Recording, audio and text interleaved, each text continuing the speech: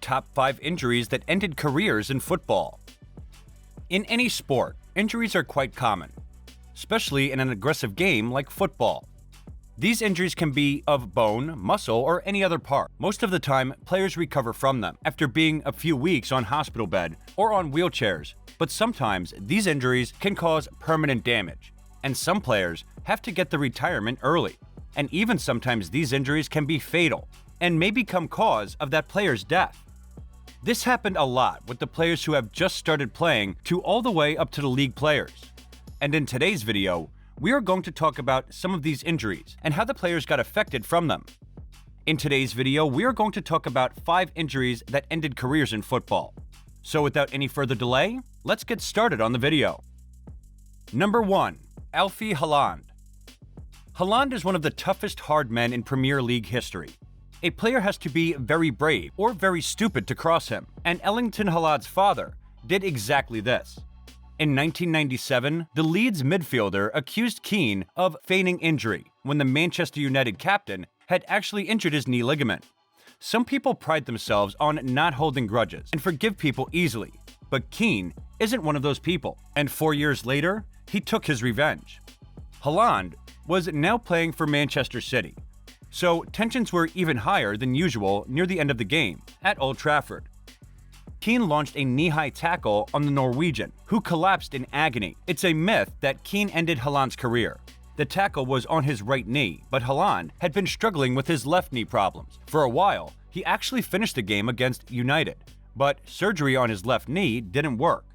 Then he had to retire in 2003. When Keane successfully stopped a player from Manchester City, the ball towards the field and Haaland rushed toward the ball. He did so to save the ball from falling into the hands of Keane. As Haaland was about to kick the ball toward his teammate, Keane, who was already holding the grudge against Haaland, rushed toward him, and instead of kicking the ball or trying to snatch it from Haaland, he intentionally kicked Haaland on his knee.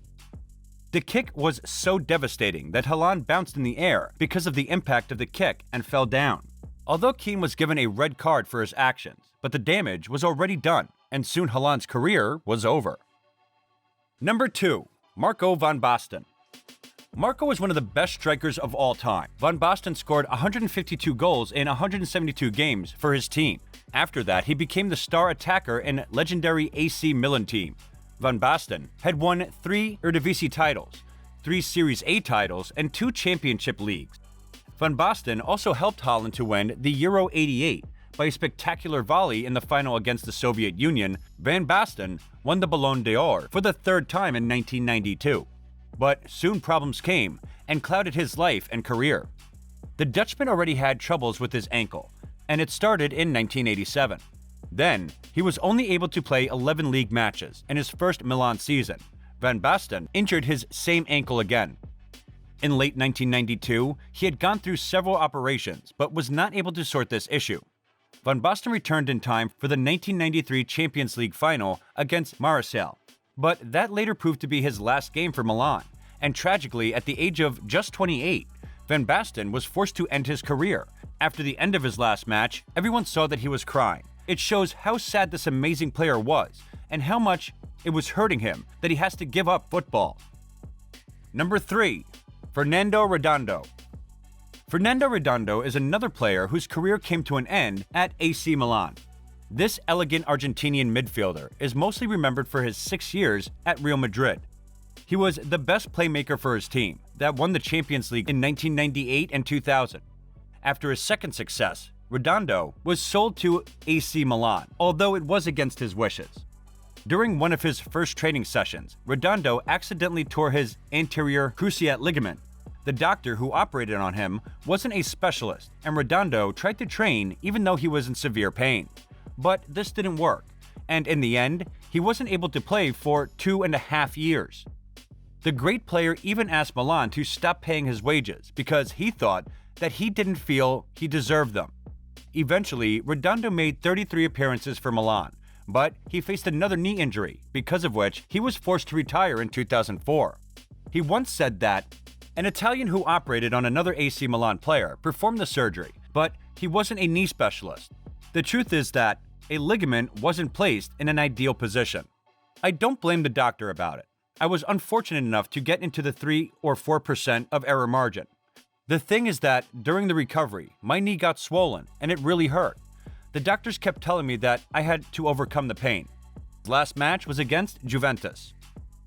Number 4. Abu Dhabi. Abu Dhabi was another midfielder whose career was dodged by persistent injuries. Diaby spent his first 2 years of his career with Auxerre in France, and in 2006, Arsene Wenger brought him to Arsenal, where he beat Jose Mourinho to his signature. Just 4 months after moving to North London, Diaby was the victim of a terrible tackle by Sunderland's Dan Smith that left him with a broken ankle. When Diaby got the ball, he tried to rush toward the enemy goal, but he was intercepted by an opposite team player. And while the player was trying to get the ball from him, he accidentally kicked him in his knee. Diaby fell on the ground and was in intensive pain. His ankle got hurt. The other player was given a yellow card for this, but it was just a mistake. After that, he needed 3 operations and soon was told by doctors that his career might be over, although he managed to battle back and return to the field in 2007. But his fractured ankle had a long-term effect on his body. The injury seemed to have caused an imbalance in his body, and he suffered from various muscle and ligament issues for the rest of his career. In 9 years at Arsenal, he apparently had 37 different injuries. He then moved back to France with Marseille in 2015, but he only passed 5 league games for the club before being forced to retire. Number 5. Michael Owen. Michael Owen was a great player, and some even say that he had the world at his feet. In his early time of his career, he scored more than 20 goals in a season for Liverpool.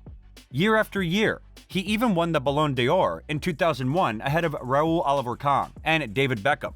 Owens' game style was based on pace, and he used to hang on the shoulder of the last defender and sprint in behind him.